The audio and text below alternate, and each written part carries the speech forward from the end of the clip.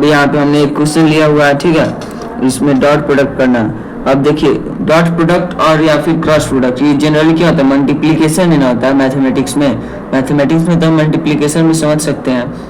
तो अगर यहाँ पे आप कब समझेंगे कि कब डॉट प्रोडक्ट लगाना है, कब क्रॉस प्रोडक्ट लगाना है, तो अगर यहाँ पे पहले क्वेश्चन आप पढ़ते, क्वेश्चन पढ़ने से आपको समझ में आएगा कि क्या करना है। यहाँ पे दिया हुआ है force acting on particle is 3i cap minus 2j cap plus 5k cap newton and displacement vector is i cap 3j cap minus 2k cap metre. इतना मीटर मतलब डिस्प्लेसमेंट हुआ है, ठीक है। देन वर्क, तो वर्क का formula क्या होता है, work is equal to the force into displacement. आपने 9th में पढ़ा होगा या फिर अभी 11th में भी आप पढ़ेंगे ही। फोर्स इज इक्वल टू जो है work done, force is equal, मैं वीडियो रिकॉर्डिंग कर रहा था, अचानक से रिकॉर्डिंग जो है रुक गया था, लेकिन फिर से मैं बताता हूँ। Force acting on particle is 3i cap minus 2j cap plus 5k cap newton and displacement vector is i cap plus 3j cap minus 2k cap metre. Then find work, तो वर्क इज इक्वल टू क्या होता है, force into displacement होता है। तो यहाँ पे जो हम डॉट प्रोडक्ट करते हैं, ठीक है ना, डॉट प्रोडक्ट करेंगे तो इसका आंसर क्या आएगा, मतलब डॉट प्रोडक्ट करने के मैंने आपको बताया था, ये जो फोर्स वेक्टर दिया हुआ है 3i cap minus 2j cap 5k cap और ये जो डिस्प्लेसमेंट वेक्टर दिया हुआ है, ठीक, तो हमें इनका डॉट प्रोडक्ट करना है, फोर्स इनटू डिस्प्लेसमेंट। तो इनका i j j k k का आसानी से हम इनका जो कोएफिशिएंट को केवल मल्टीप्लाई कर देंगे, हमारा जो आंसर आ जाएगा, ठीक है। तो 3 इंटू 1 करते हैं प्लस माइनस 2 इंटू 3 करते हैं प्लस 5 इंटू माइनस 2 करते हैं। 3 इंटू 1 3 हो गया, माइनस 2 इंटू 6 जो 3 6 हो गया माइनस 6, 5 इंटू माइनस 2 जो क्या हो गया माइनस 10 हो गया।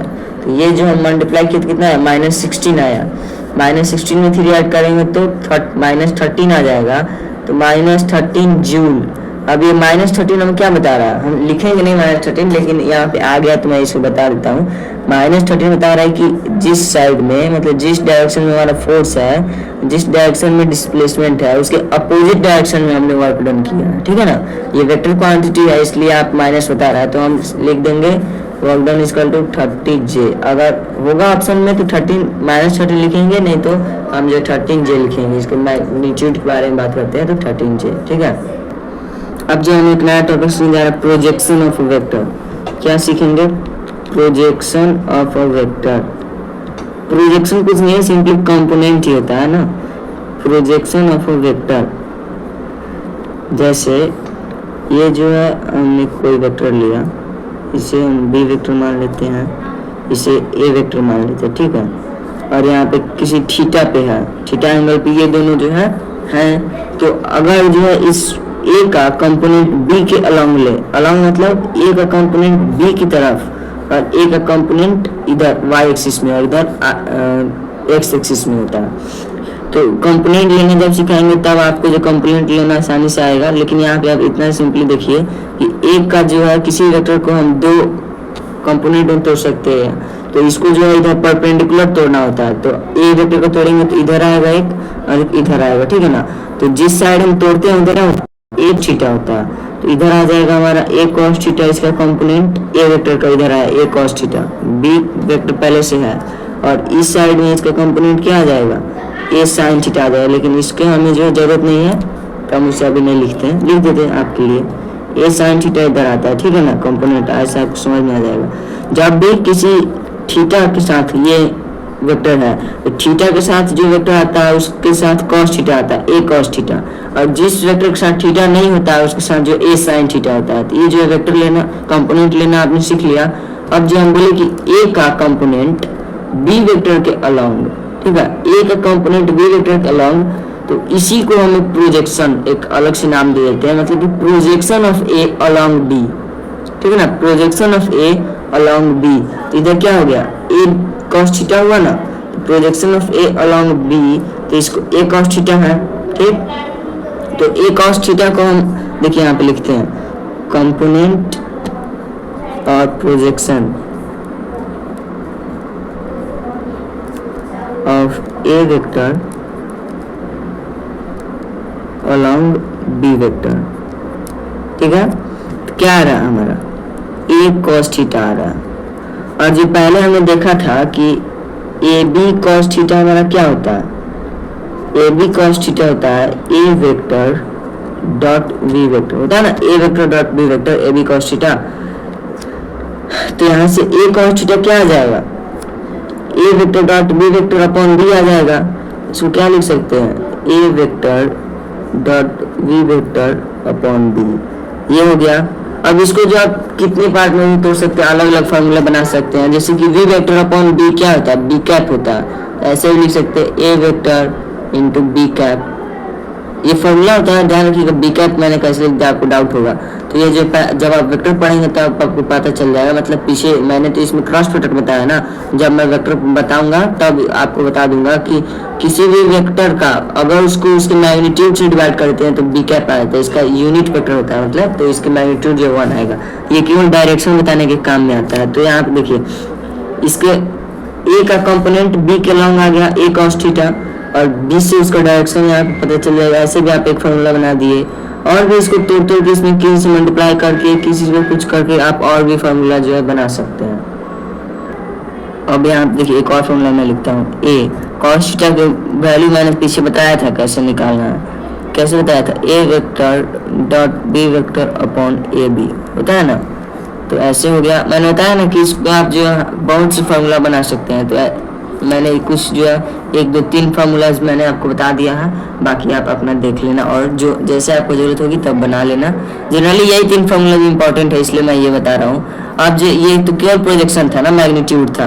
अब हम इसका जो है क्या, इसका डायरेक्शन के साथ ही बता सकते हैं। डायरेक्शन के साथ क्या होगा, ये जो जैसे मैंने किया था ना, A vector dot B vector, और यहाँ पे A vector dot B vector upon B, A into A vector dot B vector upon A B. तो ये सब केवल जो मैग्नीट्यूड है। अब अगर हम डायरेक्शन लिखना चाहें या फिर कंपोनेंट वेक्टर अगर आता है या फिर प्रोजेक्शन वेक्टर, ध्यान रखिएगा मेरे वर्ड को, प्रोजेक्शन वेक्टर या फिर कंपोनेंट वेक्टर भी लिख सकते हैं। अगर प्रोजेक्शन वेक्टर आया तो ये जो है वेक्टर फॉर्म में पूछेगा, और वेक्टर फॉर्म में बताने के लिए आपको डायरेक्शन बताना जरूरी होता है। तो इन्हीं फार्मूला के आगे जो आप बी कैप लिख देंगे, जैसे कि A vector dot B cap है, ये तो पहले से है, एक और बी कैप आ जाएगा इधर बाहर, ये जो कि डायरेक्शन बताने का काम करेगा। इसके आगे भी बी कैप लिख सकते हैं, इसके आगे भी बी कैप लिख सकते हैं। इससे जो आपको प्रोजेक्शन लेना, मतलब प्रोजेक्शन वेक्टर पता चल जाएगा। ये तो मॉड मैग्नीट्यूड का पहले से है ही, डायरेक्शन भी पता चल जाएगा, ठीक है। अब ये हमने बताया था इसको जो ए पैरेलल भी बोल सकते हैं, क्या बोल सकते हैं, ए वेक्टर पैरेलल जो है इसके पैरेलल, मतलब बी वेक्टर के पैरेलल होता है ना, तो इसको ए पैरेलल भी बोल सकते हैं। इसको ए जो साइन थीटा जो है, या फिर इसको जो हम यहाँ पे जो है, यहाँ पे एक वेक्टर आ सकता है, इसी के पैरेलल शिफ्टिंग इधर कर दिया, तो इसे जो हम बोल सकते हैं ए परपेंडिकुलर, ठीक है, ए परपेंडिकुलर बोल सकते हैं। अब जो है, और जब मैंने ए का कंपोनेंट बी के लॉन्ग किया था, और ऐसा भी तो कर सकते हैं ना, बी का कंपोनेंट ए के लॉन्ग, तो जब ए का कंपोनेंट बी का लॉन्ग किया था तो ए कॉस थीटा था, तो बी का कंपोनेंट ए का लॉन्ग करेंगे तो कितना आ जाएगा, ए कॉस थीटा, ठीक है ना। मैं लिख देता हूँ कंपोनेंट या फिर projection of B vector along A vector, B का ए के अलॉन्ग क्या हो जाएगा, यहाँ पे A vector dot B cap था तो B vector dot A cap हो जाएगा, एक बी वेक्टर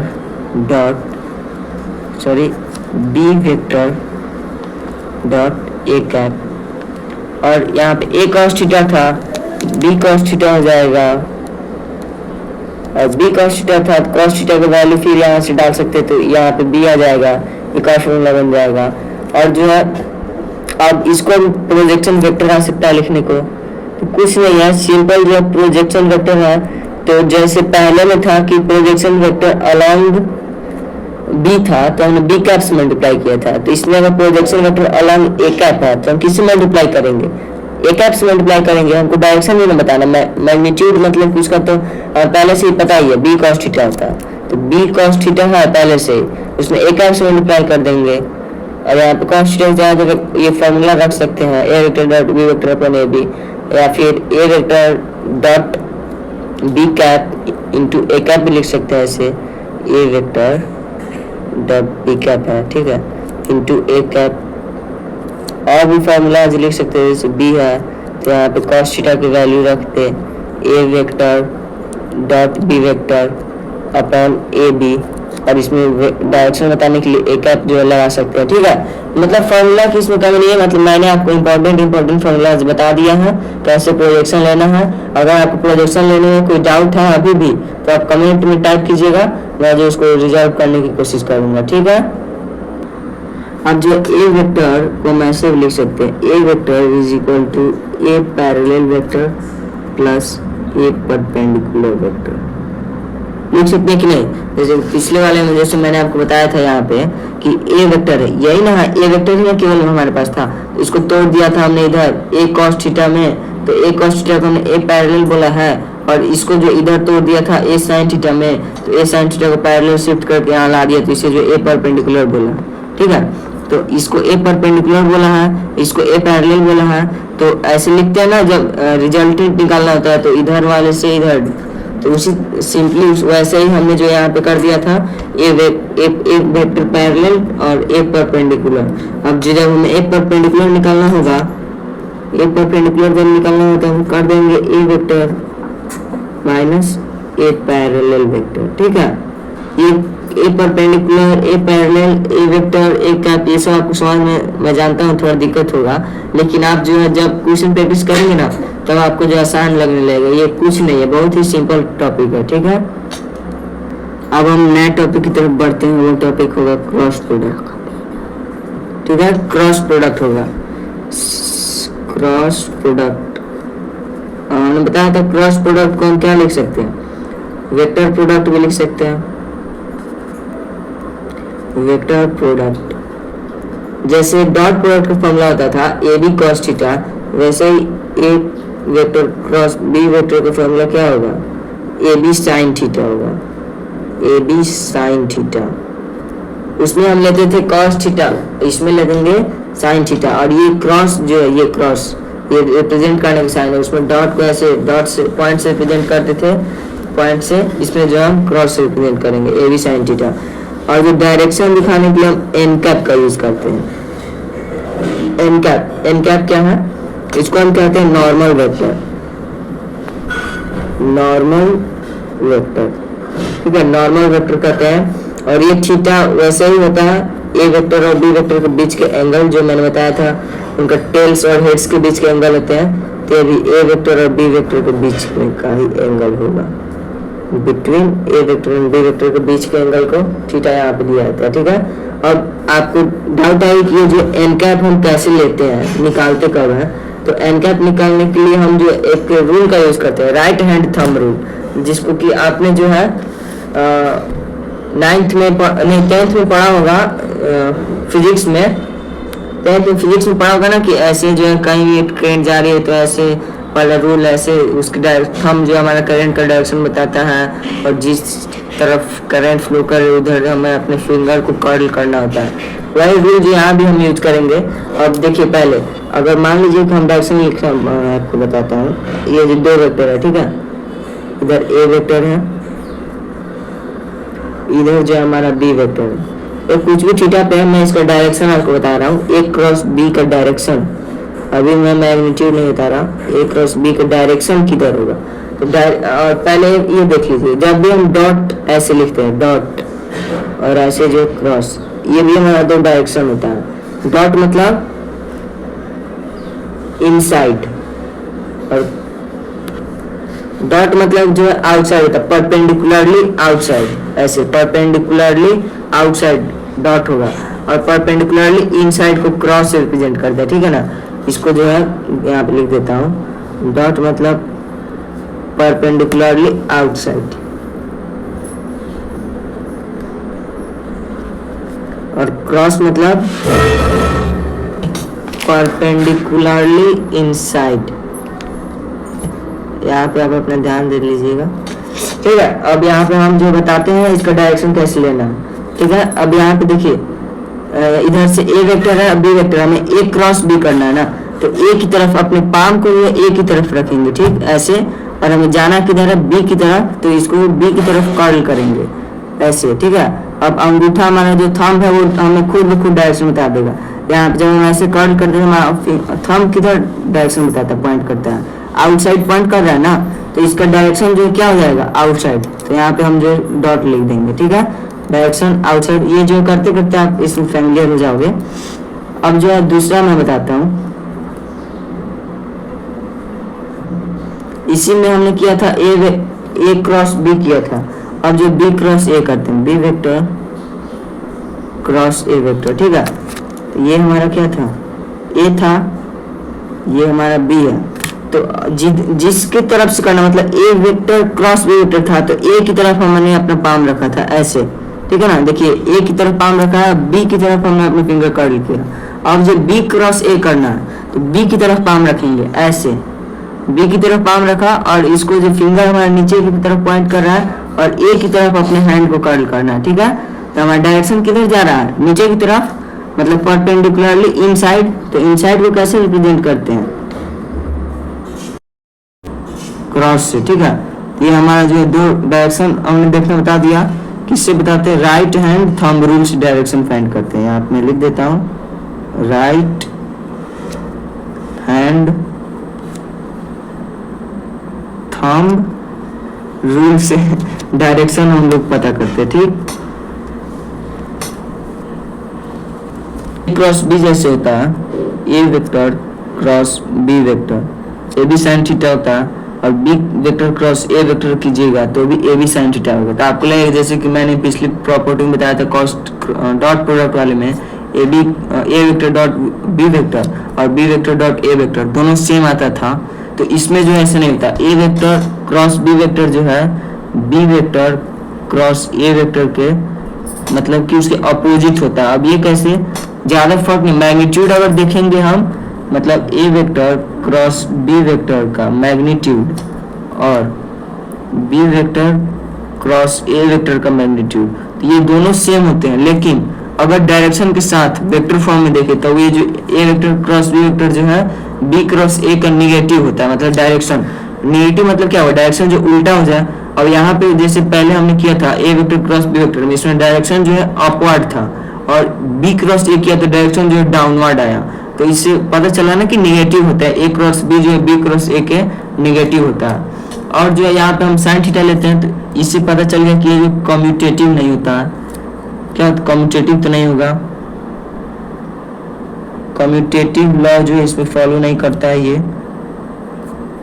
फॉलो नहीं करता है। और डिस्ट्रीब्यूटिव लॉ में फॉलो करता है। डिस्ट्रीब्यूटिव लॉ में पिछली बार मैंने बताया था डॉट प्रोडक्ट के लिए, इस बार जो है क्रॉस प्रोडक्ट में A vector cross B vector dot C vector, इसको लिखेंगे A vector cross B vector plus A vector cross C vector, ठीक है। अब ये जो डिस्ट्रीब्यूटिव है ना, इक्वल इसके इक्वल होता है, तो ये जो कम्यूटेटिव लॉ फॉलो नहीं करता है, डिस्ट्रीब्यूटिव लॉ जो है फॉलो करता है। डिस्ट्रीब्यूटिव लॉ को क्रॉस प्रोडक्ट जो हमारा फॉलो करता है। पिछले में जैसे हम करते थे कि A vector dot A vector same का डॉट प्रोडक्ट करते थे, तो क्या आता था, ए स्क्वायर आएगा। उसी तरह अगर इसमें हम सेम का क्रॉस प्रोडक्ट करेंगे, ए वेक्टर क्रॉस बी वेक्टर, इसमें स्क्वायर नहीं आएगा, इसमें जो है जीरो आएगा। अब वो क्यों, तो इसमें इसका फॉर्मूला क्या होता है, ए बी साइन थीटा। उसमें थीटा जो क्या आता था, जब सेम करेंगे, सॉरी यहाँ पे A vector dot A vector, जब सेम करेंगे तो थीटा जीरो हो जाएगा। और साइन 0 डिग्री की वैल्यू क्या होती है, साइन 0 डिग्री की वैल्यू 0 होता है। तो ये पूरा जो है 0 हो जाएगा, कैंसिल आउट होकर 0 आ जाएगा। तो A vector A cross B cross A का वैल्यू 0 होता है।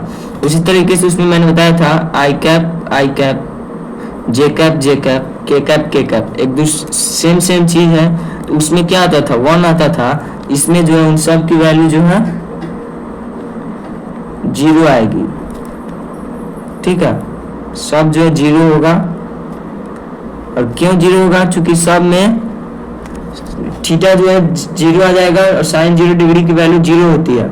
और यहाँ पे मतलब सेम है, इस प्रॉपर्टी की फॉलो करते हुए ये सब जो 0। और ये भी इंपॉर्टेंट है, जैसे पिछले में मैंने मार्क कराया था इंपॉर्टेंट, ये भी मार्क कराता हूँ, ये भी इंपॉर्टेंट है, इसको आपको जरूरत पड़ेगा। खैर क्रॉस प्रोडक्ट की अभी जरूरत नहीं होगी, लास्ट चैप्टर रोटेशन वगैरह के बाद जो है हमें इसकी जरूरत पड़ती है क्रॉस प्रोडक्ट की। और अब ए क्रॉस बी, ए वेक्टर क्रॉस बी वेक्टर की मैक्सिमम वैल्यू क्या हो सकती है? इसकी मैक्सिमम वैल्यू होगी ए बी। ए बी जब साइन थीटा 1 होगा तब ए बी आएगा, और साइन थीटा 1 कब होता है? जब थीटा जो है 90 डिग्री होगा। तो ये कब होगा? जब साइन थीटा 1 होगा, और साइन थीटा 1 होने के लिए थीटा को 90 डिग्री होना पड़ेगा। मतलब कि जब भी 90 डिग्री होगा तो अब हम ए क्रॉस बी करेंगे तो इसकी जो मैक्सिमम वैल्यू आती है, क्या आती है? Maximum value. और मिनिमम वैल्यू के लिए ए वेक्टर क्रॉस बी वेक्टर की मिनिमम वैल्यू क्या होगी? उसमें जो है A vector dot B vector का मिनिमम वैल्यू माइनस ए भी आता था, और इसमें जो है 0 होगा। और 0 कब होता है? जब साइन थीटा, जब हम 0 ले लेंगे तब जो है थीटा जो है हमारा साइन थीटा 0 होगा, तब जो है ये वैल्यू 0 आएगी। तो साइन थीटा 0 होने के लिए 0 डिग्री पे या फिर आप फेंको या 180 डिग्री पे फेंको, दोनों में इसकी वैल्यू जो है 0 ही आती है। तो मिनिमम वैल्यू 0 कब? जब 0 डिग्री पे फेंके सॉरी, जब 0 डिग्री पे वेक्टर हो या फिर 180 डिग्री पे वेक्टर हो, तब उनका डॉट क्रॉस प्रोडक्ट करेंगे तो उसकी वैल्यू 0 आएगी। और 90 डिग्री पे क्रॉस प्रोडक्ट करेंगे तो उनकी वैल्यू ए बी आएगी। तो मैक्सिमम मिनिमम का कंसेप्ट जो क्लियर हो गया। अब उसमें परपेंडिकुलर वाले केस थे, जैसे इसमें जो है हम परपेंडिकुलर बताते हैं, मतलब आई कैप क्रॉस जे कैप जो है के कैप के इक्वल होता है, और जे कैप क्रॉस के कैप जो है आई कैप के इक्वल होगा, के कैप क्रॉस आई कैप जो है जे कैप के इक्वल होता है। ठीक है, इसको याद करने का एक ट्रिक बताता हूँ, और इसमें और है तो उस ट्रिक से आप अच्छे से याद कर सकते हैं। एक ऐसे सर्कल बना लीजिएगा, ठीक है ना, और ऐसे यहाँ पे आई कैप आई जे के, कहीं भी आई जे के लिख लेना, आई कैप जे कैप के कैप। अगर आप इसी डायरेक्शन में चलते हो तब जो है केवल के, जैसे आई जे है बचा कौन? के बचा, तो आई वेक्टर क्रॉस जे वेक्टर करेंगे तो के आ जाएगा। उस तरह जे क्रॉस के करेंगे तो आई आ जाएगा, के क्रॉस आई करेंगे तो बचा हुआ जे आ जाएगा। और अगर ये ऑर्डर जो है डिसऑर्डर हुआ, मतलब कि अगर ऐसे हम नहीं घूम रहे क्लॉकवाइज, अगर एंटी क्लॉकवाइज घूमने लगे तो आई क्रॉस के हुआ तब जो हम जे नहीं लिखेंगे, आई क्रॉस के हुआ तब डायरेक्ट लिखेंगे माइनस जे का। ठीक है ना, अच्छे से आपको याद हो जाएगी। इस ट्रिक को फॉलो कीजिएगा, अच्छे से याद हो जाएगी। आई वेक्टर डॉट के क्रॉस के जो है माइनस जे आ जाएगा, और जे क्रॉस के करेंगे, जे वेक्टर क्रॉस जे कैप क्रॉस के कैप, तो जो है हमारा क्या आ जाएगा? जे कैप क्रॉस के कैप करेंगे तो माइनस आई कैप, मतलब ऐसे ना, नहीं जे कैप क्रॉस के कैप करेंगे, ये देखिए ये जो है हमारा ऑर्डर मेंटेन हो रहा है, तो ये जो आई कैप ही होगा, जे कैप के कैप में आई कैप ही होगा। तो इसके लिए के कैप क्रॉस जे कैप करेंगे तब जो है माइनस आई कैप होगा, और जब जे कैप क्रॉस आई कैप करेंगे तो माइनस के कैप होगा। मतलब जब ये ऑर्डर मेंटेन होगा, जब आप आई जे के लिख लिए कहीं भी, इधर उधर कहीं भी लिख ले, जब क्लॉकवाइज चलेंगे तब हमारा सिंपल डायरेक्शन जो है जो बचेगा वो आ जाएगा। जैसे आई जे चल ले के बचा वो आ गया। अगर उल्टा चलते हैं एंटी क्लॉकवाइज तो जो बचेगा वो तो आएगा, लेकिन उसके पहले माइनस साइन आ जाएगा। जैसे आई जे आप किया था ना हमने, आई वेक्टर क्रॉस के वेक्टर, तो बचा जे वेक्टर, लेकिन ये ऑर्डर मेंटेन नहीं करता, क्लॉकवाइज नहीं चल रहा, तो माइनस जे वेक्टर लिखेंगे। ठीक है,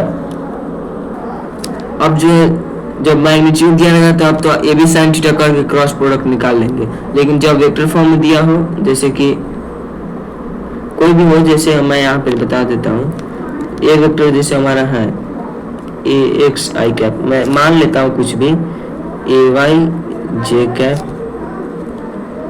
ए Z K cap, B X I cap B Y J cap B Z K cap. ठीक है, तो अब आप इनका क्रॉस प्रोडक्ट कैसे करोगे?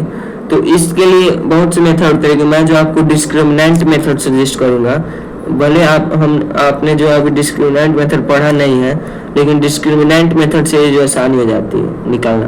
ए वेक्टर क्रॉस बी वेक्टर करेंगे डिस्क्रिमिनेंट के लिए। सबसे पहले यहाँ पे एक दो डंडा खींचते हैं मॉड की तरह, यहाँ पे लिखते हैं हम आई कैप जे कैप के कैप, ठीक है। और इसमें आई के बाद आई के साथ क्या आ रहा है, ए एक्स आ रहा, इसमें दूसरे में क्या आ रहा है, बी एक्स आ रहा, जे के साथ ए वाई, उसके बाद बी वाई, इसमें ए जेड, इसमें बी जेड आ रहा है ना। तो ऐसे करते हैं। अब नीचे एक लिख देता हूं मैं, यहाँ पे आई लिखेंगे, माइनस जे लिखेंगे और के लिखेंगे। और जब हम आई के साथ है, आई के साथ, तो आई को ढकेंगे और इसको भी ढक लेंगे। बचा कौन, देखिए बी वाई और ए वाई और ए जेड बी जेड, यही बचा ना।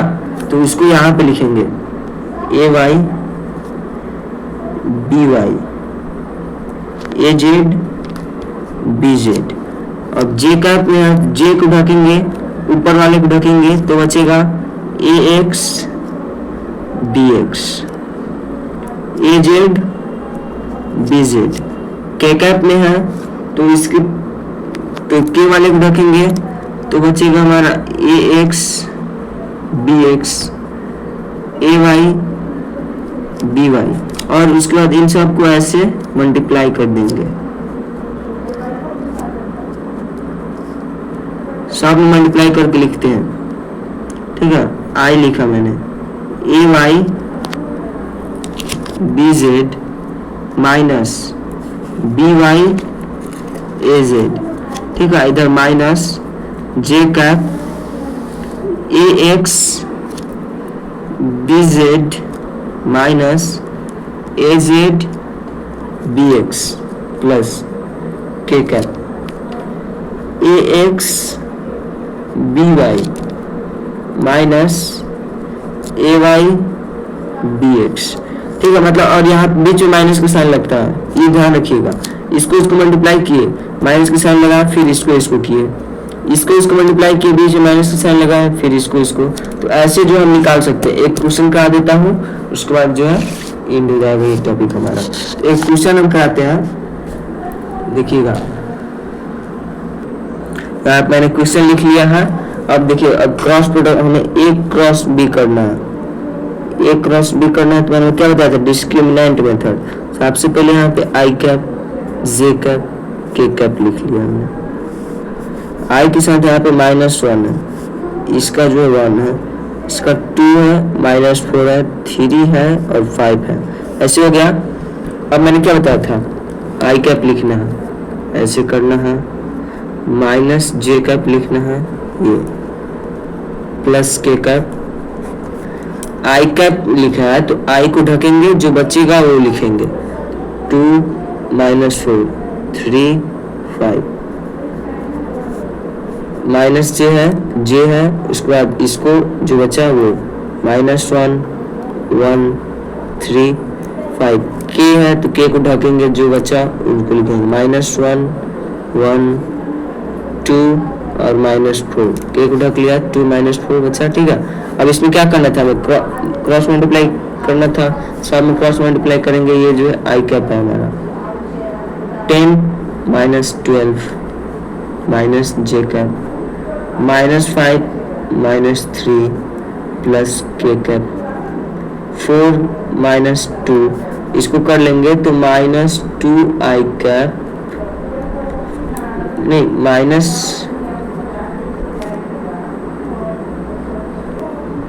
यहाँ पे देखिएगा माइनस साइन यहाँ पे हमने पहले छोड़ दिया था। तो ये माइनस साइन -3 × 4 -12 आएगा, और एक और माइनस साइन से तो यहाँ पे +12 आ जाएगा। तब ये हो जाएगा 22 आई कैप। -5 -3 क्या होता है, इसका भी -5 और -3 क्या होता है, -8 होता है। और पहले से माइनस था, माइनस जे कैप लिखेंगे और इसका -8, तो माइनस जो है +8 जे कैप हो जाएगा।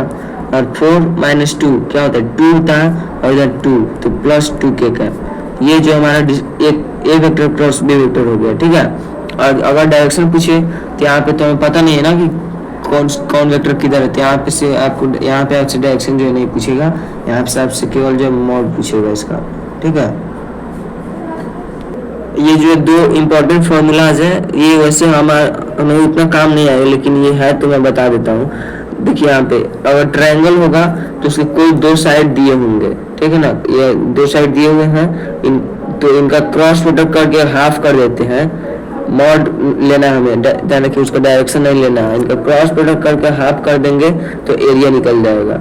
मतलब 1/2 into mod of A B cross A C, तो उसका एरिया निकल जाएगा। और ये अगर पैरेललोग्राम दिया हुआ है तो अगर आप साइड लेते हैं तो ए बी और A D opposite sides, adjacent sides लेना, ठीक है ना। इधर वाले तो इधर वाले लेना, इधर वाला लेंगे तो इधर वाला, एडजेसेंट साइड्स लेने हैं, उनका जो है ए क्रॉस प्रोडक्ट कर देंगे, उनका मॉड ले लेंगे तो आ जाएगा। अगर डायगोनल लेते हैं ये D1 और ये D2, तब डायगोनल का क्रॉस प्रोडक्ट करेंगे तो उसमें हाफ से मल्टीप्लाई करना होगा, तब जो एरिया आ जाएगा, ठीक है। तो हमारा जो है यहाँ पे टॉपिक कंप्लीट होता है डॉट प्रोडक्ट और क्रॉस प्रोडक्ट का। और मैं जो अगर आपको क्वेश्चन प्रैक्टिस करना होगा तो एक दो क्वेश्चन जो है लास्ट में ऐड कर दूंगा और आप जो देख लेना। और अगर वीडियो अच्छा लगा हो तो लाइक सब्सक्राइब शेयर जरूर करना, कमेंट कीजिएगा कि आपको कैसे लगा।